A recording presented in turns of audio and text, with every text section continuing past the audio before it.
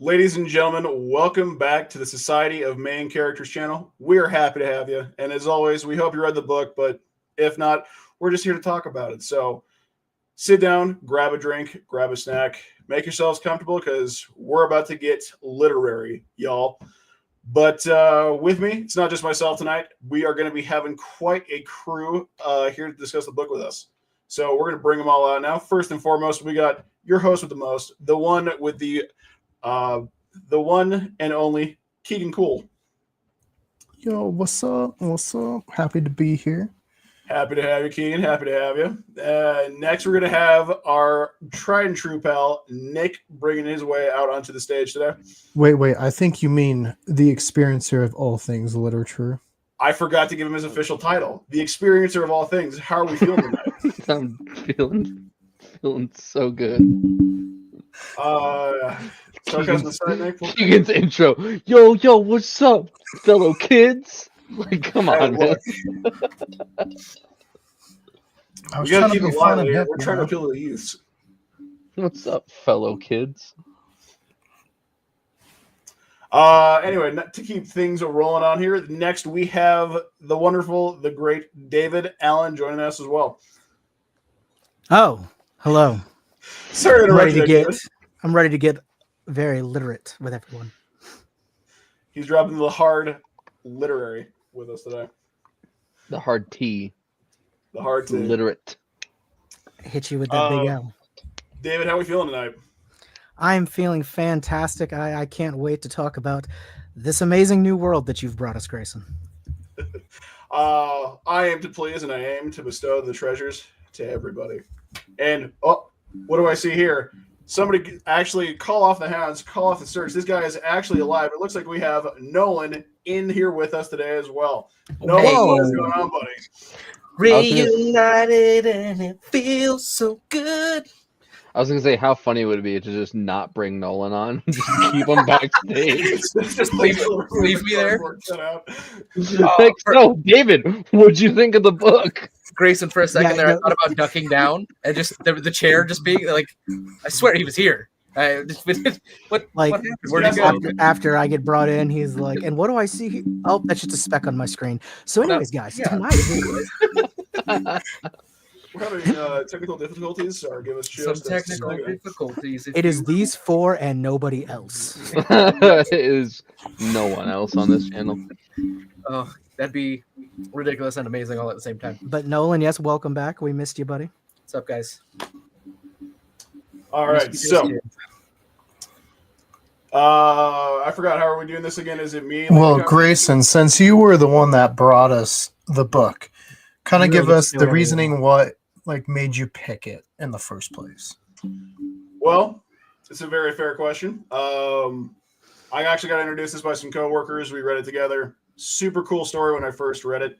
I will say, as the series progresses and some revelations are made, it is not what I expected. Kind of makes the books feel a little less fantastical, but we'll cross that bridge when we get to it.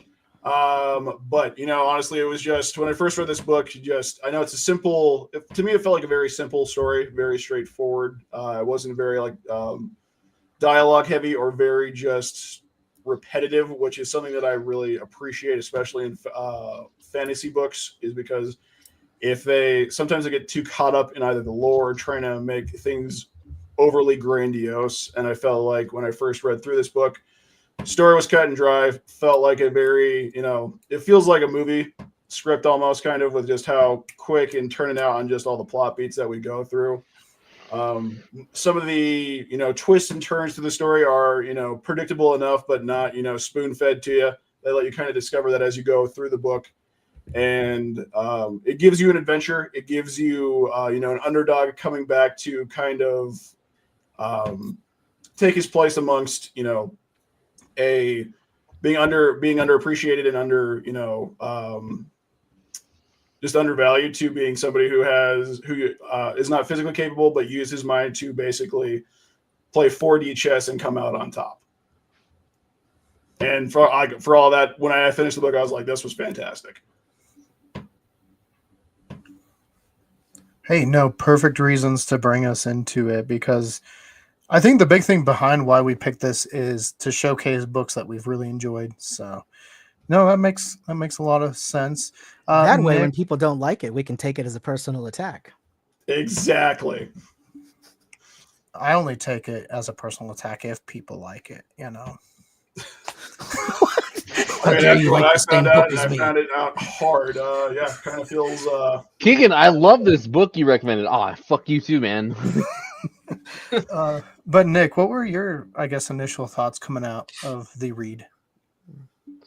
It was a good book. I like I've mentioned to you and David. The only thing that took me out of it was the scenes where there's multiple characters speaking, but then the author decided to not accredit lines to people, so it would just be like a bunch of dialogue, but nobody actually it was like it wasn't like so and so said this. So it got a little hard to follow in some spots, but other than that, it was an enjoyable book. I liked it a lot. Yeah, I guess it would be a little Cormac McCarthy-esque in how he uses words in here as far as like sentences and dialogue, because like you said, it is just like dialogue and not saying, well, this person said it to this person and their reaction. So I can definitely see that. David, I know you went into all three while reading this, but what did you think of the first one? Yes, you're correct. I have read the whole series of this now, so I enjoyed this book at least initially enough to want to continue reading, see what happens next. So I'm trying not to let what happens in the next two books kind of color what I felt about this one here. Uh, like Grayson said, I do think it came off as, it is almost movie-esque in the, action pieces. We definitely get a good, action beat every few chapters, new things happening. Does not lag very much. Um, I I'm gonna say and this may have been by design, especially as we get further into the series. Possibly. I don't think Yarvi, the main character, comes off very likable. He is definitely an underdog, and like you feel bad for him at certain parts and stuff, but I don't know if he ever truly overcomes that as much as I would like him to. I feel like, I mean, of course, he starts out, he's a wuss. Like, this kid is a waste of space, and he knows it. That's why he's gonna, never be with a woman and run off and talk about plants, So I get it. He's not built to be So what what you're they saying want is him to be. he is part of the maidenless. Do you have no Yes. maidens? But see, not even It's I can't even true, say he's an incel because he's wanting to choose this. Oh, so he's Yeah. just so he's just he's celibate the then. cell of It himself. sounds like so he's just a cell then. Yeah, that's how that goes. It's kind of like you're like, you know what? Not only do I not think I do very well with women, I'm not even gonna try. It's just like I'm just gonna remove myself from the equation completely. Though, I mean, in book two, I mean, we won't, not to spoil anything, but at least he takes that Keegan, off the you plate. only know what I told you about book two. Okay, don't speak to me of the old magics. I was there when it was written. Okay. Don't speak to me of the old magics. I was there when it was written. But David, to your point too, it's like, yeah, Yarby was definitely he's a bit of a douche like throughout most of this book. Okay, so I don't want to give away too much, but Yarvi definitely takes darker turns and becomes, I guess you would say, more of an evil character, which makes no fucking sense after this first book. But I do like him more as like a more morally gray, manipulative person that he becomes. So his character in particular, I actually like him more outside of here. But judging just off of this book, I feel like the reveal with the uncle was a little ham-fisted. I think that it was kind of very obvious he was going to be somebody important. As soon as he was introduced, you knew that there was going to be some big, with him. And then him basically showing up to take away the biggest responsibility that Yarvi would have had, that he was afraid to take and didn't know if he could. And then just being like, oh, no, I'll do it. I don't know. I feel like it was weak writing. I feel like the author wrote himself into a corner and was like, so this is going to happen, or something like that. The only way out. I mean, it honestly felt like very, I don't even want to say anime-esque, but it was very just, set in a morning cartoon where we go down this adventure. we're putting in quote unquote, little twists here and there. And then now that we're all the way at the end of the story, well, we got to make something happen now that we put the pieces into play. Oh, I was going to say, so like, and the way you're describing this, David, is like, realistically, at least to me, like listening to this, because like I kind of reading the synopsis, and so I don't get the that like whole interaction of like how that happened, right? At least of the one that I'm reading, but it feels like why did this happen?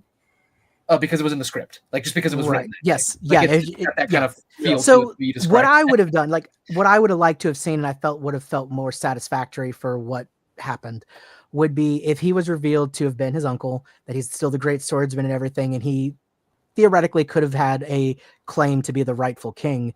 But him say, out of the respect that he's gained for Yarvi through their adventure and everything, that he's going to stand beside him as king. Do you know what I mean? Like backing him further to being, a stronger, like, I'll be your right-hand man kind of thing. I'll teach you what I know about sword fight. Like, support him as king and be like, hey, my time's over, but I'm here to help you be the best that you can be. I can be your champion. Yeah. Like, instead of just like a rug pull of like, no kid, the throne was mine. And if you want to keep it, you're going to have to fight me. And then our main character literally being like, no, it's okay. Sorry, hold on. He has a fucked up hand. So no, it's okay. So I just felt like that was obviously David. That's his strong hand. Okay, like that's a strong hand. It's a strong hand. Yeah, no, the uncle portion was my biggest gripe, and this, David. I told you, but how I pictured nothing versus how I pictured his uncle are like night and day. Two different characters. I felt the same way. Yeah. Yeah. And I used the explanation of like he's like Gollum with long hair as nothing, and then he's like Squidward as a human, like that weird like buff Squidward. Yeah, handsome Squidward. Yeah, handsome Squidward as his uncle. Like they are written completely different, and I'm like, this makes no sense. Like I get maybe this is where Joe wanted to take the book, but he didn't know how to get it there. When were these books written again? I'm gonna push back against that a little bit. 2014. There's 3 in this, and I don't know how many other books. I know he's written other books besides this series, though. This is not his first series. I will say, for the most part, it does kind of feel like out of left field, but I argue that they established that the entire like political system and everything in this world was very cutthroat and very, brutalistic from the get-go. Like with how everybody speaks to each other, it is kill or be killed. This is what you do. Political intrigue. I think it was, built the best? Not really. I felt like it was kind of rushed through, and he focused more on the adventure and then tried to be Game of Thrones without putting in the time and effort to be Game of Thrones. I was just going to say, that's why I asked the question of when it was written, because the ending felt very season 8 kind of. Yeah. Rushed and done terribly, or? Yes. Well, just the misdirect at the very end, because I'm with David. I think it would have been better to see the character Nothing step aside at the end, like out of respect for Yarvi. But like basically, I feel like in this book, there was no respect given and no satisfactory, like good conclusion for our main character that we were like, yeah, good for him. You know what I mean? Like the person we're supposed to be cheering for, it never paid off. And that continues throughout the whole fucking trilogy. At no point was I like, yay, Yarvi finally got what he, like, no, nothing at all. You're setting this guy up for this entire book, and then nothing good happens. Instead, he fucking loses his throne. The girl that he thought he liked, she's like, no, I don't care if you die. He's never going to get to sleep with anybody. And he gets to hang out with old people and send birds back and forth. Like, the most satisfaction he gets, the most satisfaction he gets in this book is that he gets to poison an old woman. That you think that's his reward. That gives him satisfaction, poisoning some old lady. Yeah, well, and the only reason he makes it to book 2 is because his mom marries his uncle. Yeah, then his mom starts banging his uncle, and then they have a baby, and that baby's the one that's going to be king now someday. So Yarvi's still fucking out of the picture. He still doesn't get shit. Yeah. My man doesn't get flowers off the board, but not in a good way. Well, see, I didn't really feel that bad about that because in the end, like Yarvi ended up in the position he wanted anyway. was to become father to, the throne. It was what he wanted regardless. I feel like he picked that because he knew, because maybe you guys interpreted this different. I interpreted it as he chose that path because he felt with his messed up hand and everything that he could not be a strong king because he couldn't fight and all that. So he was like, what can I do to still be useful? Which was to be an advisor, to like take the knowledge and learn and all that. And that's what he could do. So I feel he's kind of a wuss. He just runs from everything his entire life. He's running from his responsibilities and he never learns the lesson of, hey, sometimes you have to accept it and do that. You know what I mean? Like, well, I feel weird because like I feel like we start to kind of get that character development towards the end. Like and then it gets smashed. Yeah. Huh. Well, see, it's like he starts to develop on the character though, where it's like, I mean, how many people actually are like, if they believe that they're not capable enough, how many people really like change enough to see the fact that they are capable to take on a throne? They don't. He went the path of least resistance because that's what Yarvi is. And I agree with you, David. It's not a satisfying ending or a satisfying, plot, development, but I think it's true and realistic enough of how people operate. Going off of what Grayson just said, it makes sense that the last chapter is called The Lesser Evil for this book. I mean, honestly, it is essentially what Yarvi is. I kind of expected, like, it was so unsatisfactory. I expected near the end of this for my soul to start leaving my body and going back to the library to let me select a new life. Nope. Right? Oh my god. And it comes full circle, ladies and gentlemen. Wow. I'll be honest with you on this. Like, I would have rather seen Yarvi die fighting his uncle for the throne just because he doesn't want to give it up to somebody who's been on a boat for the last 20 years and now just wants to take everything away from him because he's back. That's the stupidest shit. And am I the only person that, as the adventure went on, didn't you think that nothing was like a little mentally like deranged now? Oh yeah. That he had like some issues, right? He had some like really like he was feral. Yeah. But then as soon as like he cuts his hair, he's just like, yo, what's up? I am the king. No, he was Keegan. He was like Keegan at the start of this video. What's up? What's up? It's like, no. Yeah, I'm gonna tell you now. Throughout the rest of the series, he's still deranged, and he's still like, "Steel is the answer. Oh, let's fight him. Let's fight him. Let's fight." Like that's all he ever fucking does. That's it. He's always just like, "Let's fight. Let's fight. Let's fight." I mean, I kind of liked him as nothing. It was the turn into the uncle that I didn't like. Right, because he can be a crazy, like, bloodthirsty person if he's just somebody of no context. If he's just like, oh, that's just my crazy dog on a leash kind of thing. But when they're like, oh no, he's in charge of everyone, that's when it becomes like, hold on. Well, and he just seemed too refined in the finale compared to what he had been. Like it was an act, It definitely seemed like it was just all of a sudden, I'm now around people, and I wasn't just tortured for the last 20 years on a ship. I am a king. Also, how old is this dude if he's been on a boat for 20 years? He is at least as old because he was the older brother, so he's older than the dad would have been. I'd say late 40s. So he's probably, I think he's 50s. Probably 50s or 60s, I would say. Hold on. Not to mention, his name for 20 years was nothing. Why are you letting someone lead the kingdom like that? And he was letting himself get bitch slapped by this slaver woman. Yep. I mean, okay, the personality he takes on after he becomes king again struck me more as the kind of guy that would die trying to save his kingdom or him. You know what I mean? Like, he doesn't seem the type that could ever be enslaved. Like, he would have gone down fighting it's not that's not happening for me, brother. Anytime. Like it would have been like, okay, I may not be able to kill you, but you're gonna have to kill me or I'm gonna keep coming for you. He would not have laid down like a dog for 20 years. Right. Honestly, like the entire plot to like create money for the kingdom by betraying everybody and setting up, this internal council of the mother and the king and the brother, it just all these interconnected, just like manipulative, relationships. It felt very like it felt a little dumb. I'm gonna be honest. It felt a little dumb for that all to happen the way it did. And then all of a sudden, magically, nothing can fight his way all the way back with him and his, nephew that's mostly deformed. There's no way. Yeah, and I think I'm gonna agree with what Nick said from his experiences. I think that this guy was very much trying to jump on the Game of Thrones type hype with the intrigue and backstabbing and such, and just didn't really understand what was actually happening in Game of Thrones. And there's a reason that those books are like 1,000 pages plus each to set that kind of thing up.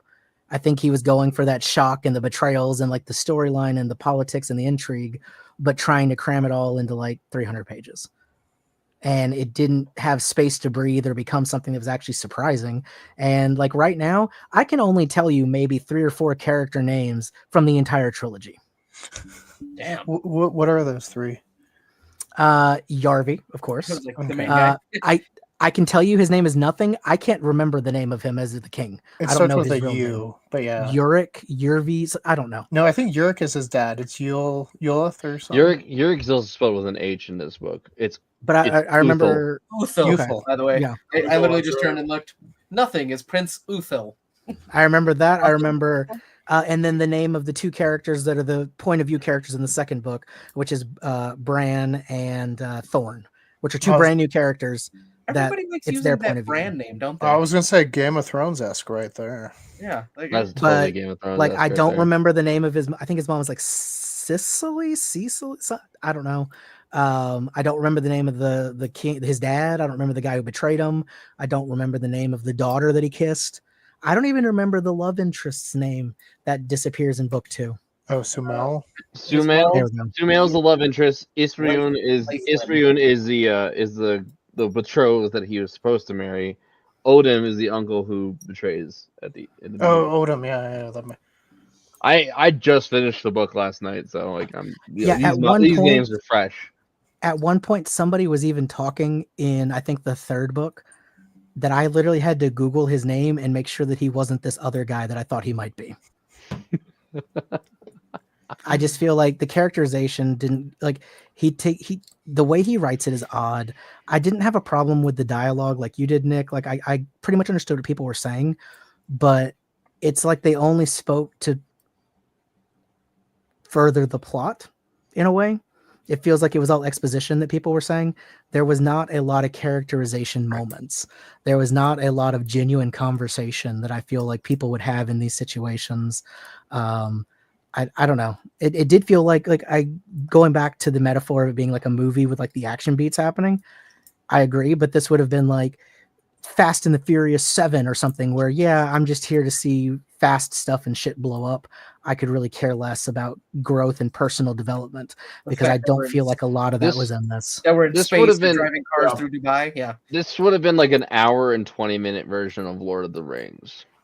That's an insult to Lord of the Rings, sir. It Yeah, is an let's insult say- to Lord of the Rings. Yes, you're absolutely right. But I'm saying like it would have been See, insulting to In that. my mind, I was thinking of this more as like How to Train Your Dragon, but without dragons, and if every Viking was kind of a dick.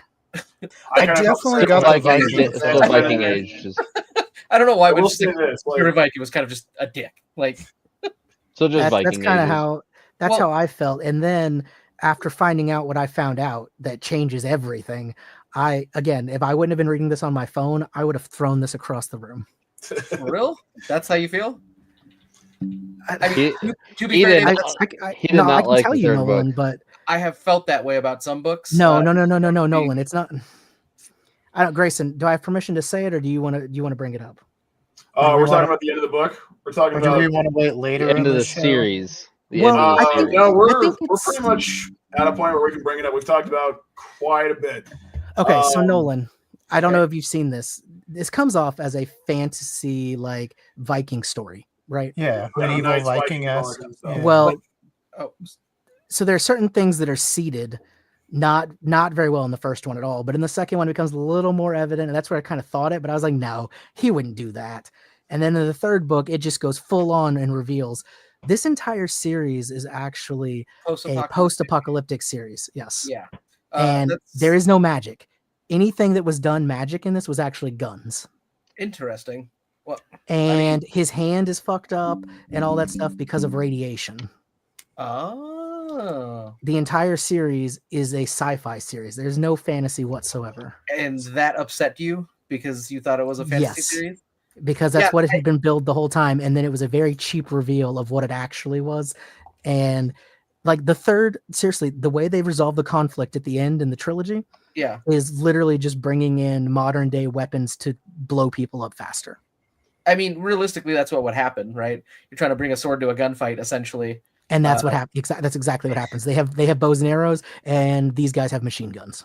That's the story of how America got founded. Thank you guys for coming to my TED Talk. Yeah, like it's like realistically, that's insanity right there. Like that's crazy. But yeah, like I said, kind of in the synopsis, that's what they were saying. It's like, oh, it's a positive. And I was like, so when Greyson was like, yeah, everyone's kind of like doesn't talk to each other nice or anything like that, I go, yeah, have you ever played Fallout? Like everyone's a dick in that game. Like right, but see, we don't know that it's that. But you don't know way until like later the on. end or whatever. So I kind of get that part. Yeah, but and that's why it would have been. Yeah. Yeah, Nolan. The human parts are called elves. Yeah, they're saying it's elves that lived in the land, like the elf ruins and stuff like that. When that's actually like just old an humans. office building. Yeah, just I mean, okay. See, but here's the thing, right? It's like the part with that, David, that makes that fun. Of kind of like I get where you'd be upset, right? Like if you're reading this and it's like, I thought this was a damn fantasy, and you're telling me it's just old us. Like, some days what's the terminology? Technology, right?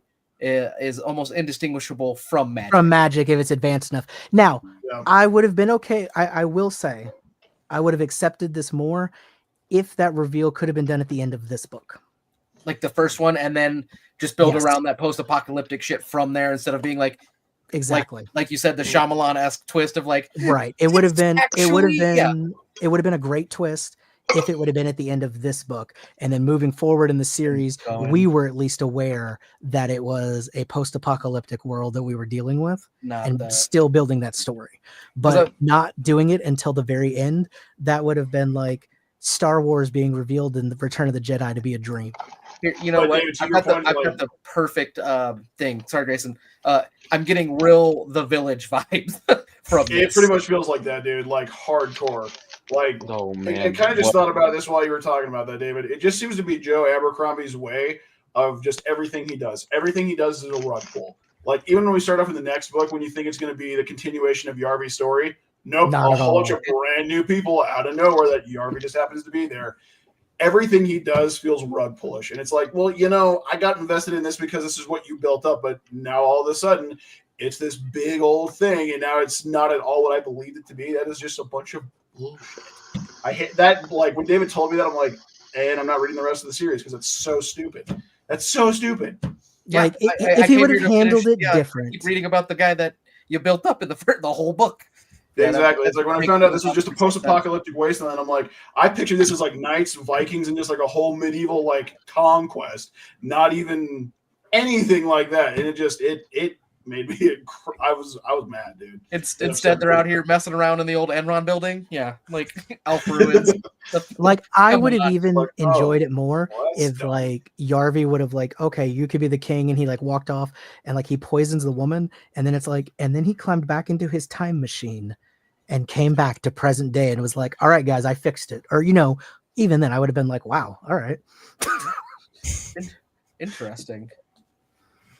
But the way they did it just, I don't know, it killed me. And he still never outright says it. He thinks he's being clever and like the thing, because like they're in the building and there's like an exit sign, you know, and he's like, there was glowing green elf letters in front of doors as we made our way down the stairs. Exit. Yeah. What? Escape? Yeah. Like it just. I'm not gonna lie though. Like hearing about this, like it really does kind of upset me because now I'm thinking about it. Because I don't know about you, but I really do hate like Shyamalan-esque twists now. Like it's just I'm over it. I don't think a twist is not good if it doesn't feel earned. Agreed. Right. Like because like, and that's what I'm saying. It's like everyone loved The Sixth Sense, right? Even though you could kind of like you go back and you rewatch it and you go, okay, I see how it was right in front of you. Like, it was right in front of you the whole time. But you didn't put it together until they told you. That's a great twist because then you're like, oh, that is a great twist, and you're like, oh shit, that works, right? I mean, he's made a career off that one twist. But that's what I mean, right? Is that you start like leaning on that trope or whatever, and it's like you start getting known for like one thing, and it's just like it gets old after a while, right? So like The Village, I hate that movie. Like after watching it, I was like, this is Because let's be honest, stupid. who goes to any Shyamalan movie now and doesn't think, okay, what's the twist going to be? That's what I'm saying. Like for me, I go, you know what the weirdest, wildest twist I couldn't see coming from M. Night Shyamalan is if his movie didn't have one. Yeah. I'd be like, holy shit, that got me. It was a straight up movie. Oh, It'd be an amazing twist. It'd be an amazing twist if any of his new movies were actually good. Right, that too. But like the subversion of expectation would be the literal twist there that would blow my mind. You know, it's like, dude, okay, sick. Like, yeah, damn, you got me. The last Shyamalan movie I watched was The Happening, and I only watched up until the twist in the very beginning because I was like, this is What? Grace, I was like, this movie is awful so far. And as soon as people were dying, I was like, it's the plants. Like, it okay, makes so much sense. You didn't like the comedy that was The Happening? No. I would say a movie that everybody has seen, that everybody's seen at this point, that I think had a fantastic twist, was the very first Saw movie when the dead body got up and he was the one that had planned it all. Oh, when he planned it, that again that is a freaking twist. Chilling twist. Yes, that's because you've like been that laying feels there like for shit. hours. Yeah, pretending to be dead. Now, as far as this book by itself, without bringing in the other two, I'm going to pretend this was by itself. It was a good adventure. I do like the kind of being left for dead at the bottom of the heap kind of thing and rising your way back up. You know, like Grayson mentioned, it's an underdog story. Everybody likes an underdog story. All of that was fine. I wish the characterization of his compatriots would have been better, that they would have had a bigger bond, but it worked out. One thing that kind of bugged me, I feel like we are told from the beginning, and as it goes on, that Yarvi does not really care for this society and the way things work, that he thinks it's kind of silly the way that they run things. And, you know, and yet he is so committed to the oath that he takes to avenge his dad. I mean, I think that's kind of weird but he like basically shits on all of their culture and like none of it's taken seriously. But then in that same culture, he makes this oath. And I just think it's weird that that's kind of his driving force throughout the entire trilogy, even of what he's going to accomplish. Yeah, because it's kind of like road, and then he's like, "I didn't even want to be here," and she's like, "It's how do I feel? This is my third time." Yeah, like, I guess it's a very pick and choose kind of thing. I just feel like the story was fine, but I feel like in the hands of a better author, it would have been much better. I agree. Well, and I think a lot of the stuff where, like for me, I wanted more characterization, a little bit more downtime to build stuff, but being that it is a YA novel, I think that's why it's so fast paced. And I can kind of give some of it a pass for that. I don't know though, because I think, and Grayson, you can tell me if you agree with this or not. In the second book, like the parts that you've read, I actually think the story benefits a lot from having more than one viewpoint character. Oh, I 100% agree. Yeah. I like the fact that you get to see how the story unfolds from everybody else's point of view. Different angles of things happening and see other stuff that you may not see from that character. And he has multiple point of view characters for the remainder, like the rest of the story, like all the other books. So just this one. Do you prefer like writing styles like that do have different, essentially like different POVs or whatever? No, because if you would have read my choice, Name of the Wind, yeah, that is 100% Quoth's story. That is first person point of view. That is his story the entire way through. Yes. I wouldn't say I necessarily have a preference to one or the other. I think it depends on the story of what point of views and how many aspects will serve the story you're trying to tell. And I think in this case, his story benefited a lot more from multiple point of views. Because I mean, even in the second book, it's two characters that are on the same adventure. It's not even like different parts of the world. Like they're both in the same, same circumstances, but you're getting to see enough different angles and thoughts about things that it kind of broadens it and makes it more palatable, I guess. But just staying with Yarvi the whole time, it just started to get very one note, in my opinion. Like I would have even liked it if maybe nothing would have been the other character. Well, I mean, when they do the whole escape plot with them leaving the slaver ship, if they would have like introduced, other points of view there, because it was a crew of them running away, that would have even been way more interesting than what we got. Yeah. And I mean, Speaking of which, I think when we get to, where they have to go negotiate with Gromgil Gorm to actually get back to the kingdom, that was probably my favorite section of the book, where it kind of like built up some of that tension between Yarvi and the opposing nation, because they both know that they both should not be helping each other, but it's the only way to really bring quote unquote peace to the Shattered Sea. Everybody, what? the enemy of my If enemy. if it was my choice, like if I had to rewrite this book, I would have had a secondary point of view, and it would have been Samael. Mhm. Mhm. And in the chapters leading up to where before Yarvi gets like betrayed, it would have been like her working on the ship and everything and like establishing that life. And then they come together, and then you're seeing different points of the ship, and then they're on the adventure together. And then at the end, they part to go do whatever their own things. But it would have been enough of a contrast, and to kind of show not only what was happening, but the growth that Yarvi even went through just from when he started on the ship to when she leaves him. You would have seen it from a third party and not just him himself. I just think somebody that, else's influence or point of because view on like that entire, like you said, when they talked to him about getting the kingdom back and everything, that would have been, I think, even more tense if it would have been her seeing it play out. 100%. Where you don't see what's going on in Yarvi's head. You don't, you just see this very tense meeting of this grand ruler and this crippled kid. Like, how is he going to get out of this, and her just like on the edge of her seat, hoping that he's able to pull this off. Like, I just feel like that would have been a better use of it. And then if we would have had her point of view before Yarvi got on the ship, we could have had more encounters with nothing and kind of establish his character a little bit more, so that it wouldn't have been so crazy when he turned out to be the uncle. From a different point of view or whatever. Right. We would have had more cast of him, not his point of view, but her interacting with him, The interaction and having some more of that day-to-day ship life before being tossed together. Well, and interacting with I forget the guy's name. It starts with an A, but the one that initially buys him from the pit, and then Ankrum? The one that dies. Yeah, Ankrum. Yeah, the one that dies. Yeah, just seeing more of like his story too, because it's paid off like this big emotional moment. But Well, what's interesting about that is his son that Yarvi saves. He's one of the point of view characters in the last book. Weird. Well, okay. I would have come around, I guess, but like that kid. Well, he and his mom literally become part of Yarvi's crew in the second book, and then in the third book, that kid has grown up enough to become Yarvi's apprentice. Huh.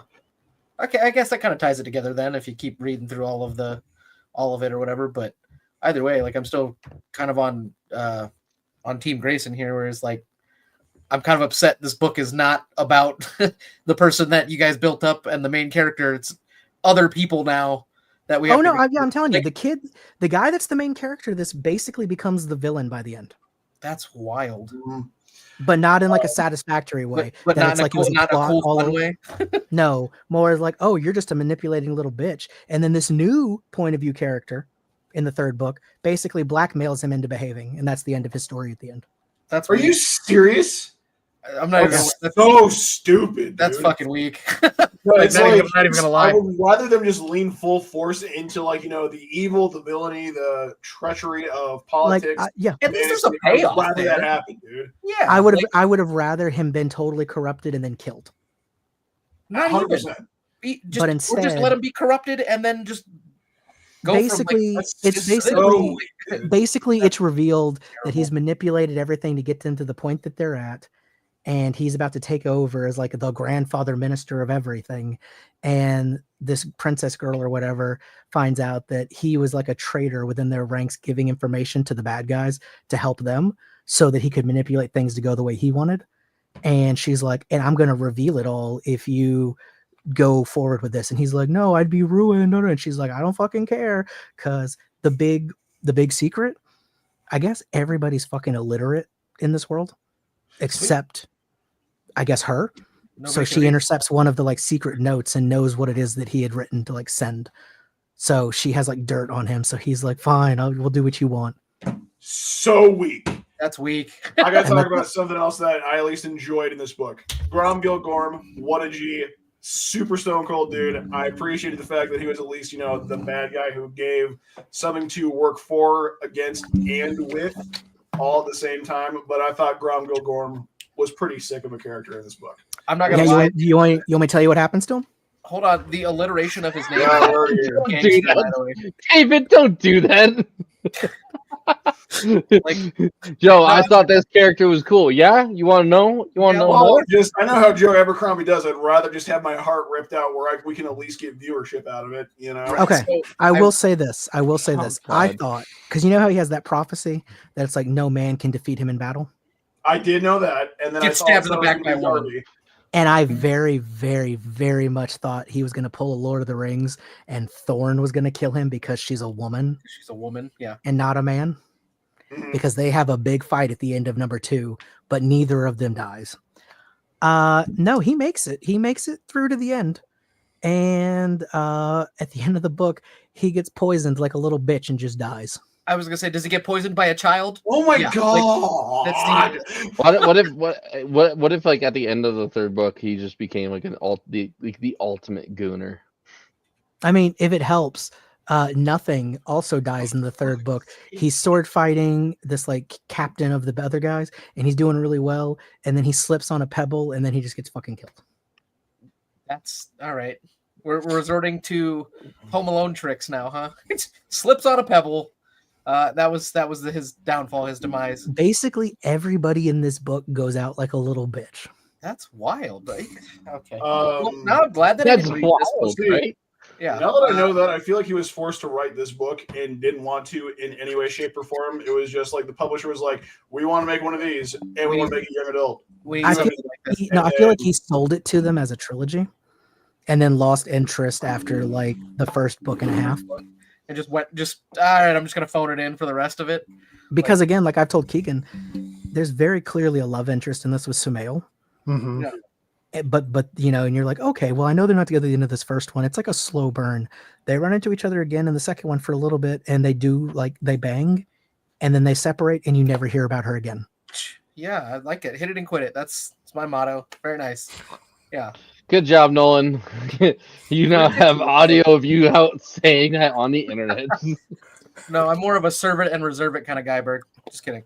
But yeah, I'm more of a respect women kind of guy. I take John LaJoy's school of women very seriously.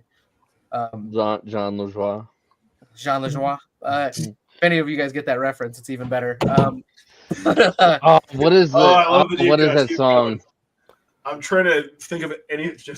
Sorry, I'm You know kind of what- going through a lot of emotions right now. That is so. It's okay, stupid. Grayson. Sorry, It's I'm in okay, a class Grayson. taste of emotions. You know, I can't think, Nolan. I can't think of the exact song you're referring to, but I did have like a few months ago. I was listening to Everyday Normal Guy 1 and 2 Every from good, John yeah, LaJoie. he's got those, and the most famous one that he has is "Show Me Your Genitals."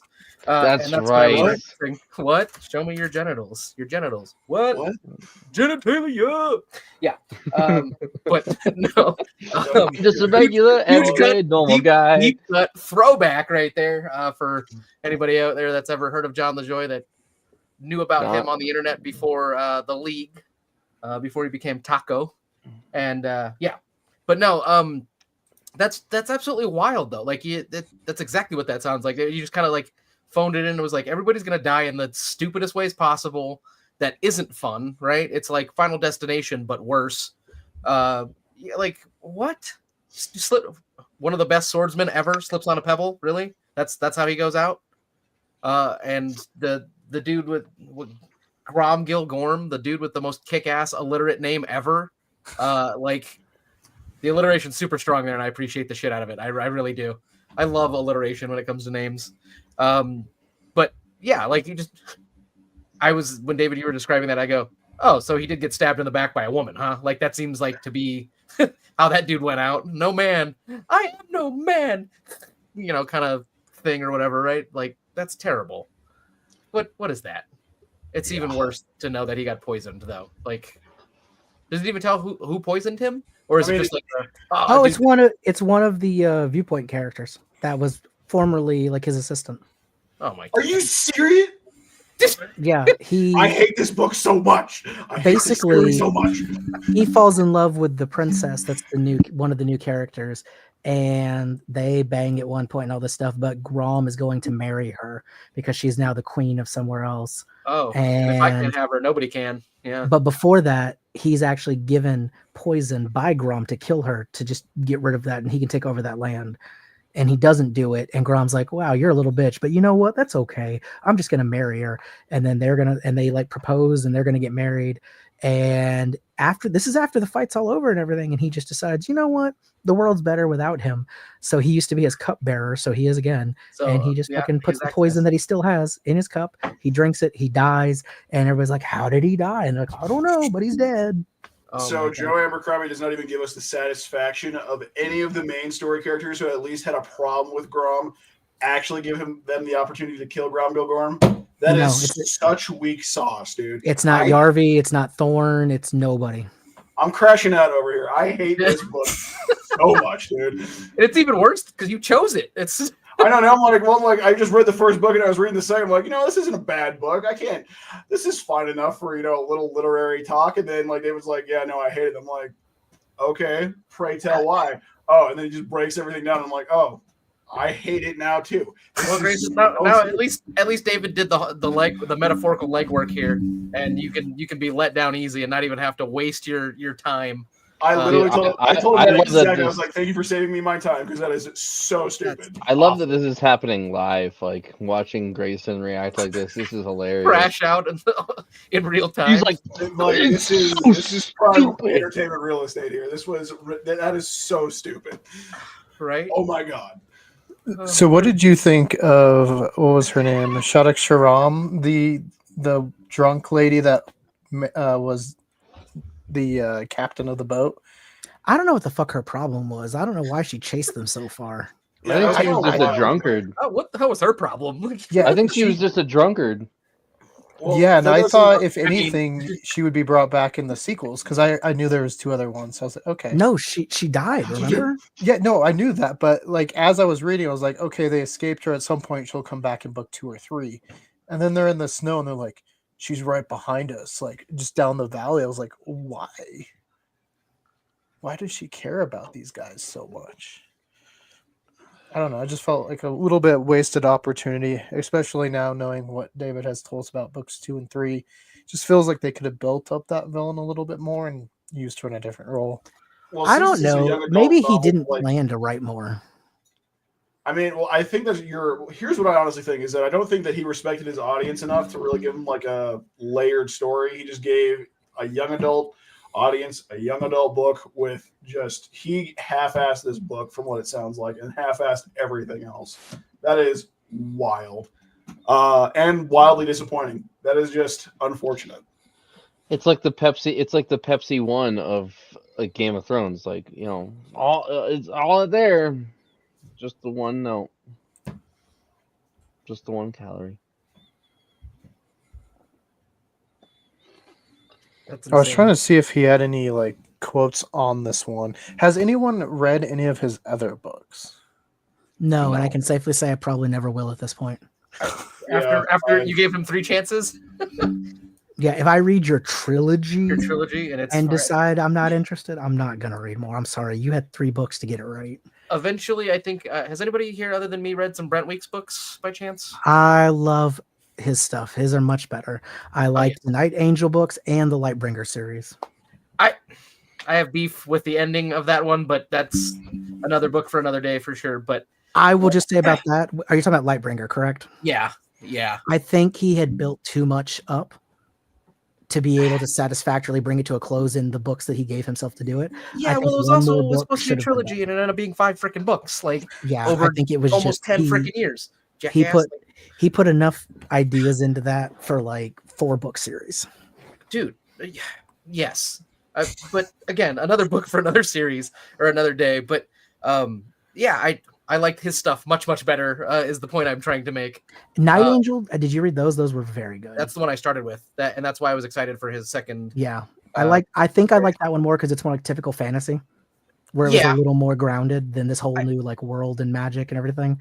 Honestly, I like the Assassin series really. I would absolutely freaking love like an anime or because I think realistically, for you to do Lightbringer properly, you can't do it live action. Like you'd probably have to do it animated of some sort. But I think an animated version of that show, if they made it all of the books or whatever, Like I think that would be a pretty kick-ass show. But yeah, no, everything that you keep telling me, this thing is from half a king it sounds like half-ass written book. It's half a turd. No, actually, it's a whole turd. It's Half a half a series. Yeah, half a series. Well, if we get 3 halves, does it make it a turd and a half? Because that. I will say though, I was looking. I feel stupid for recommending this book now. Like this is so. I'm upset at myself. I feel stupid I feel like I'm wasting this everybody's book. time now because I'm like, this is so dumb. So dumb. Hey, you need to have the rain in order to appreciate the sunshine. Okay, Grayson. That is true. You dropping some Baby Driver quotes on me right now? Is that a Baby Driver quote? I was just trying to be cheesy. It was they quote Driver. Dolly Parton in the movie, so I was just joking about that. They also you could also I never saw the movie. quote the Sorry. Crow, if you will. Can't rain all the time. But yeah. I mean, hey, there had to be, of the books that we review, there had to be a worst one. So thank you. Oh yeah, clearly it just. I'm happy to. Well, David, you're that's not such a supposed to be dick. that, but I'm happy to take that title. So y'all are welcome. David, that was so mean. I'm just kidding. We read Midnight Library. Yeah, I was gonna say we read the Midnight Library first. I didn't want to go there, but I'm glad you did. We read the Midnight Library first. It's fine. That realistically wasn't that bad of a book, guys. Like this. Thank you, I Nolan. didn't even read this one, and this one sounds worse. I mean, it's not the book itself is not that bad. If you just read the first book and then If you stop let- the second book, it's not. Bad. I was gonna Overall say disappointed at the if you read just this book, I think you'll be fine. It's okay. Yeah, this book is like just by itself fine, but it's like when you actually get invested into it, you know how it ends, and then you're like, this is what we're building up to. This Again, read this book and then change the ending to like what David and I were talking about earlier, where the one character steps aside out of respect for Yarvi, and then Yarvi becomes king, and it's already a better story. True. But yeah, I mean, in all honesty, when I first read the book, this was it was a fun adventure. It was a good time. Kind of like what David said earlier, it was it was fast paced. It felt like, an outline for a movie. Gave you that adventure, gave you some of the conflict. It kind of gave you a little bit of dopamine hits here and there. I was very forgiving with like the lack of overall plot development because I'm like, hey, this is a very light book. There's 2 other books. Maybe he gets deeper into it. Like maybe there is more world building, more, drawing out what's already there and building a tapestry out of the threads that are already there. But from what it sounds like, it's not a pretty tapestry. Well, I feel like I think it subverted my expectations, but not in a good way, because I felt like the entire point of this book was him proving to himself that just because he did have some weaknesses and was born different, that he couldn't play into his strengths to overcome that and still be a good ruler and still be like a benevolent and powerful king, just in a different way than what their society had been built up to till that point. And that all happened up until the end, where he just decides to basically throw it all away. It's like what we were building up to ended up like it gave you blue balls, man. And nobody wants that. That's why you need to go back to my only. That's why you need to come back to my OnlyFans. I was never there, sir. I think you're talking to Nolan. David, I know you weren't there under the name of David. You were there though. Yeah, honestly, I think This is live, man. describe all this is like it's Shyamalan in its execution. It's like, oh, you think it's this, but it's much worse. It's really this stupid thing that I introduced 4 chapters ago that has no prevalence in any way, shape, or form except for right now. It was like Deus Ex Machina in a bad way. Yeah, not in a good way. So like I will say though, like I'm looking at this and like some redeeming qualities, I guess, from this book, if you will, Grayson, is I'm looking at some of the quotes here from the book, and some of these are pretty hard, man. Like, yeah, there's some good stuff in there, dude. Like, I'm looking at these and I'm like, yo, these are awesome. Like, let's see here. Pick your enemies more carefully than your friends. They will be with you longer. Like, that's it goes hard, dude. That's pretty hard. Like, not gonna lie, there's that. That's metal as fuck. I do like but enemies are the price of success. Like it Also means hard. if you're good at it, you're gonna have haters, bro. Like that's a See, pretty. but the thing is, all of these hard quotes and stuff sound cool when it's in like a Viking world, but Oh, not sure. when it's people dodging radiation. Right? Yeah. See, like that's why I'm glad I was saved the time, but I still like the book because I'm going to live in the fan. Like we're going to pretend that this is the Last Jedi. That is Last you're Jedi right. never happened. We're living in the happy world where this is not anything happening after that. So All right, we're staying in a happy world where we can at least enjoy some of what we have. and so I've got a couple more that I'm really digging. Let's see here. You cannot expect all the heroes to survive a good song. Like, damn, like that's pretty damn good. See, and again, that's cool for Vikings, but if I said that to one of y'all, like just in regular conversation, I might They'll look be at you like- a little sideways, David. Be like, I'm sorry, what'd you just say? I'd be like, David didn't take his meds again. It's fine. Like, hey man, I know I Yeah, said I wasn't going to the Renaissance Fair with you, but Right, I'd I look don't at you, need David, and I go, does mother know you weareth her drapes? Like Doth Like- mother know you wear her drapes? Shakespeare in the Park kind of shit. What did you just say to me? yeah, Like, it I would don't- be like Yeah. if Keegan was bitching about like somebody at work that had like sniped a promotion from him, and I was like, hey, choose your enemies more wisely than your friends. They'll stay with you longer. He'd be like, the fuck is wrong with you? But you know what though? Okay. Okay, so on the other hand of that, David, I'm not gonna lie. We're gonna use the same situation, right? Job or whatever gets sniped from Keegan, but then you hit him with this one. The fool strikes, the wise man smiles and watches and learns, then strikes. Like that's some like divine wisdom kind of shit that like I would look at you, but I'd be like, you know what, that kind of makes sense though, actually. Like, good call. No, You know, that like I would be like, oh, that sounds like an HR violation about to happen. did you say you're gonna fight this man? That sounds Yeah, like he's doing it violence in again. the workplace. So I wanted to. I mean, It sounds like I'm gonna be eating my lunch in my car away from that person from now Right. on. Okay, one last one, and this because Greyson likes this character, and I think this is absolutely seriously a gangster quote for the name that is Is it why kill what you can sell? no Grom Gil No, there's- Grom, Grom Gil Gorm over here, the king of alliteration. Mother War breathed upon me in my crib. It has been foreseen that no man can kill me. Like I know Well, that- that's dude. that's the so one bad. that I thought was gonna be like, I am no man, and then bro, like, that's stab him. Thanos level shit right there. I like no, that. dude, like it went hard. Like that's why I liked it for the most part, because it went hard. But I am mean, inevitable. Like that's a good Aye. line right there. It's An Iron but, Man. I mean, David, to like kind of with what you're bringing out too, it's like I feel like with those quotes, as hard as they went, now that like we've kind of gone through it again, I feel like that was a distraction, kind of to keep people from really like thinking about too deeply how lacking some of the plot was going to be. Hindsight being 2020, but it did kind of get me hyped up because those quotes went hard AF. Dude, they reading that book. really do though. Like some of these are crazy. Like this one though, what is the world coming to when an honest man cannot burn corpses without suspicion? I'm sorry, what? Huh?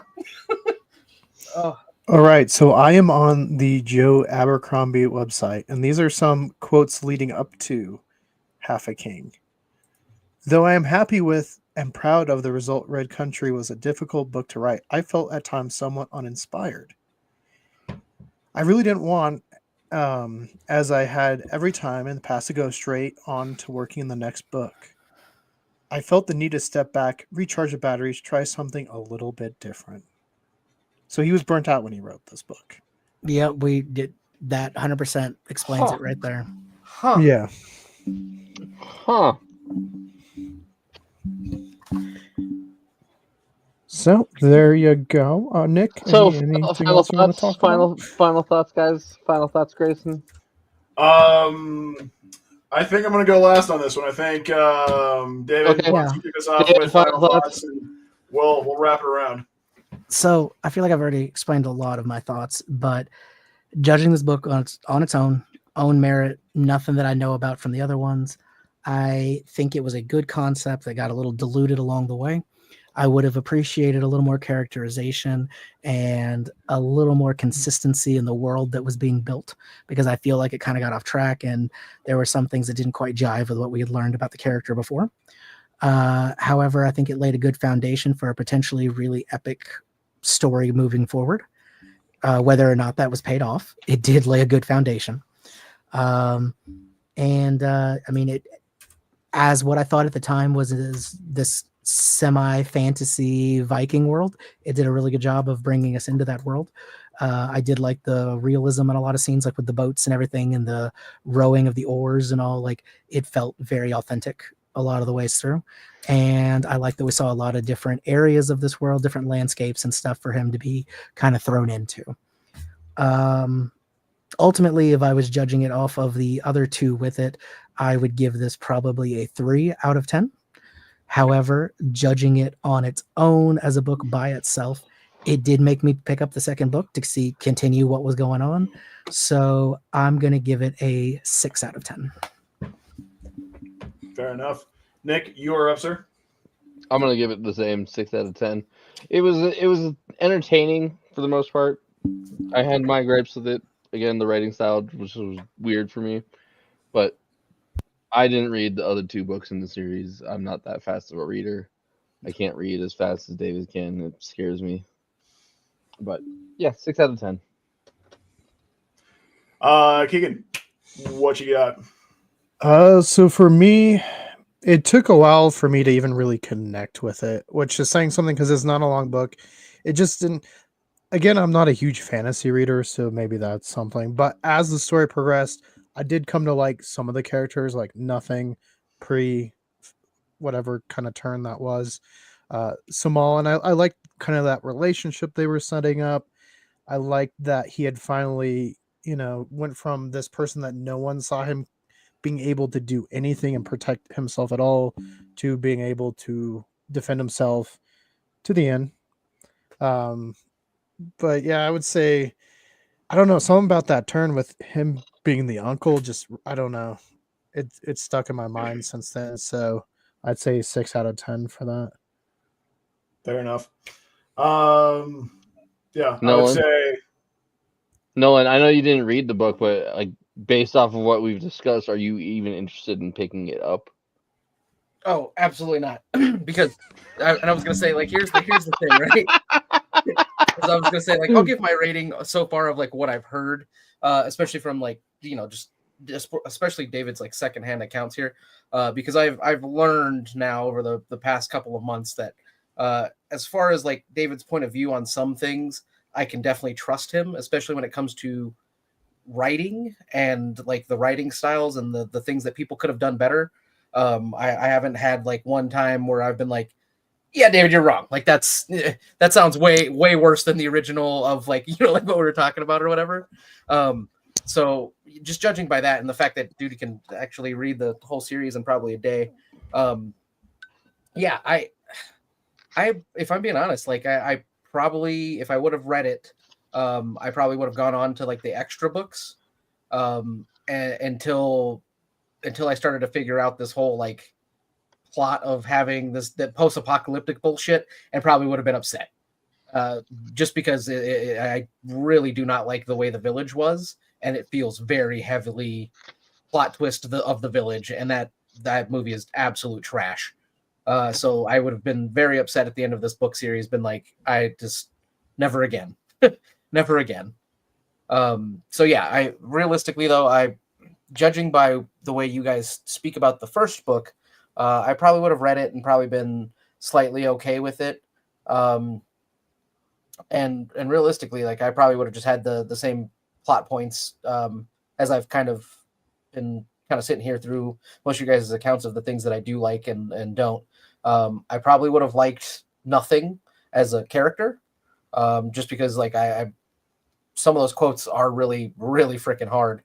But yeah, I probably definitely would not have liked that plot twist of him being the uncle at the same time, just because it is one of those things that like I personally don't like it when when you have like a twist like that of like, oh, this person was this person the whole time, but they're kind of like plotting against them in a way. Like I prefer it to be like oh yeah, like I've been your uncle the whole time, but I wanted to help you out, right? But I didn't want you to know that I was helping you out kind of situation.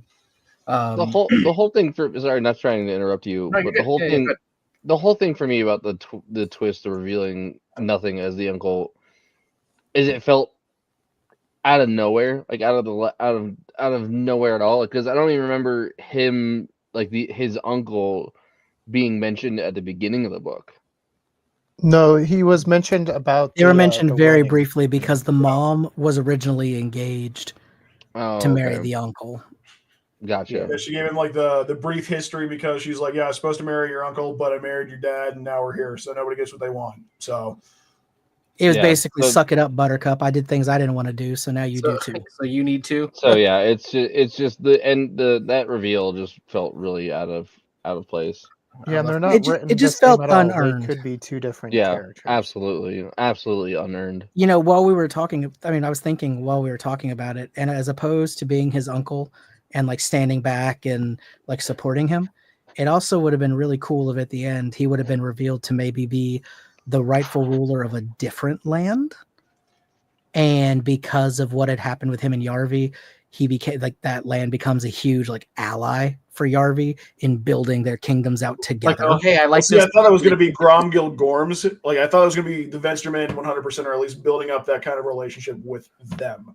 See, and that, yeah, I feel like something like that to prove that, hey, Yarvi may not be a conventional king, but he's able to accomplish great things regardless of his deformity or whatever, you know, and kind of, I thought he was going to be like, I can rule with, you know, being witty instead of pure force like everybody else has. I felt like that would have been a much more interesting story moving forward of him being this different type of ruler and maybe changing the way things ran in this world. Which, to your point, David, honestly, by the middle point of the book, where he was like actually starting to fall into, you know, being able to use his mind, use his ability, and actually lead people out of an escape route, I thought that's where they were going with the book too. I thought they were leading up to the fact where he was going to be like, "I'm king. I can actually think my way out of these things. This is what it's supposed to be." And just because I killed a guy, because I committed treason against somebody who was already being treacherous against our own country, I don't get right to the throne. Are you kidding me? And we're going to hand this over to my uncle now just because of reasons? Bullshit. It felt a little stupid. But I guess to give my rating real quick to not distract too much, I'm going to give it a 7 out of 10. It's a fun book. I mean, if you're looking, it's just like a throwaway action movie. It's your, you know, Fast and Furiouses. It's your, you know, popcorn flicks. If you're looking just for a quick book to, you know, read that has, you know, hard quotes like all the way through. Dude, yeah. Checking it out. Yeah. It's definitely worth, you know, like taking 1 to 3 days, sitting down, reading through the book, enjoying it. It's honestly turn off your brain kind of reading. It's not the worst book you'll ever read, but it's definitely, you know, it's not the Harry Potters of the young adult, you know, books, but it's, you know, it's decent enough to where it'll keep you mildly entertained through most of the book. Oh yeah, it's definitely not your Twilights or you know, 50 Shades or anything, but yeah, for sure. But yeah, no, there was a lot of points in this book where it's definitely not your 50 Shades, like at all. Like, I mean, it's definitely not the 50 Shades. Yeah, of young adult novels, unfortunately. The masterpieces. Oh, hey, at the end of the day, that your book was unfortunately seemingly one of a good one, but one of the bad ones ultimately at the end. At the end of the day, now I'm just concerned about. He is a published author, and none of us are. None of us are. Yeah. Okay. Kudos to him. However, David, to be fair, I have never tried to write and or publish a book, so therefore not making me a failure. So it means that he got off his ass and did something with his life. I guess so, but he's probably, how old is he? 40s or 50s? 60s, okay, yeah, that man's had a 20-year head start on me. What's up? Oh, never mind. He's 28. No, he's not. Stop it right now. Oh, I get. He's British. It all makes sense now. Quite right. Of course he's British. Oh, It works. it's Tuesday, isn't it? Tuesday. And to be fair, from what I've seen, what me and Keegan kind of looked up, this was his first and only jump into the YA world. So I think it may have been his writing style kind of clashed with what is expected of that. So that may have been it as well, of why it was a little different than what he does, because he's got other successful series. I'm sure he does. for Right? adults. It's and also stuff. like half the size of what he usually writes, it looks like. That's maybe why he got kind of carried away with plot points that never really came around satisfactory, because he's used to having 1,000 pages to do it. Having a lot Yeah. more, coverage, a lot more pages. Yeah. I mean, 'cause, like, to be fair though, like, I swore an oath to avenge the death of my father. I may be half a man, but I swore an oath. Yeah, like that's a pretty good quote, you know? Like I will say this. It may not have been the best book that I've read this year, but I don't think my life is worse for having read them. fair. I was still entertained. I still read all 3 of them. If they were fucking awful, I would have never picked up the second one. So, Yeah. I the mean- first book, anyways, yeah. One Yeah. other thing I do want to add to, it's like to what David said. I mean, I already said it, but the way that this started off, fantastic way to start everything off. If you like enjoying the hype, and even a decent second book, worth checking out. But definitely stop at number 2. Stop at The Force Awakens. Don't watch The Last Jedi. Don't watch Stop at the second book. well, even well, that's a bad example because yeah, because Force Awakens, Force Awakens was the worst one. awful. It was a rocky start, but I know. I'm thinking of just any. Sorry, No, no. it Last Jedi was the worst one. I'm sorry. Force Awakens. That was the third one. No, it was Yeah, the Last second one Jedi that was the was- worst one, David. Yeah, Last the Jedi second one the was second Last one. Jedi. Oh, was Yeah. it? Yeah, Force Yeah. Awakens was Rise the of first one. That Skywalker was was good. the third one. Was the third? You're right. Yes, No. the second. They fly now. Oh, thank you, but awful. They Garbage. fly now? Trash. They fly now. They fly now. They- Hey, They fly hey. now. But you know what? To bring it into that metaphor, The Last Jedi I think was fucking awful. Worst Yeah. Star Wars movie that exists. Checks. But Ryan Johnson, who directed that one and wrote it all, Mm. is also the same guy who did Knives Out. Knives Out. Yeah, and that's an amazing movie. So I was gonna say, and I love sometimes, Knives Out. Like you that's know, the problem here. Is like I just go, got to give him a chance in a different genre. well, because didn't Yeah. no, it was J.J. Abrams. Just kidding. I was gonna say, didn't Ryan Johnson do one of the Star Treks too? But No, it was JJ. Yeah. it was JJ. So, but yeah, you know what? I think that falls into the category though of like, or a good example of write what you know, right? Like it's one of those things like maybe he's not really good at writing a good Star Wars movie or directing a Star Wars movie, but he's pretty damn good at directing, you know, the A murder mystery. Like, Yeah. right. One And thing it's I like, do want to say in my defense, real quick, is I made the recommendation of the book without reading the entire trilogy, so I want that just as my buffer on any sort of Let me- recommendation going forward. I want that as a wall because I had no idea it ended up being what it was. Grayson said, "Let me put my hands up at least, okay? Just don't punch me in the straight in the Don't face." come for me in Like, the comments. Don't come for me on future recommendations. I was unaware of how this would turn out. how it would turn out. Yeah, that's fair, buddy. Fair. That's It's fair now, but watch as like the next series you pick also. Oh, sucks God. bad. don't jinx So this, we're man. reading a collection of short stories, one featuring one from a Tilly Treadwell. Oh. So it's gonna be that kind of month. All right. Yeah. All right. So speaking of upcoming books, maybe we'll get there. Yeah. So we have a plan. Unfortunately, we will be going on to like our summer vacation here soon, but we will have plenty of pop culture stuff still happening. It's a very, very busy summer for movies. So we figured let's try to talk about a book that maybe will tie into it. And hey, it's a book I've been wanting to read. Again, it's not one that I haven't read a few times already. I've definitely read this one a bunch. Michael Crichton was an author I read a lot as a kid. He can definitely be very wordy and scientific at times to his detriment, but I like Jurassic Park, and the new Jurassic World Rebirth is coming out. And it's supposed to be darker. They did go back and read Jurassic Park and The Lost World to kind of get more of those horror themes. Yeah. And I'm excited because it's very vastly different from the movie we got. So So does that mean our next book is Jurassic Park? it is going to be Jurassic Park by Michael Crichton.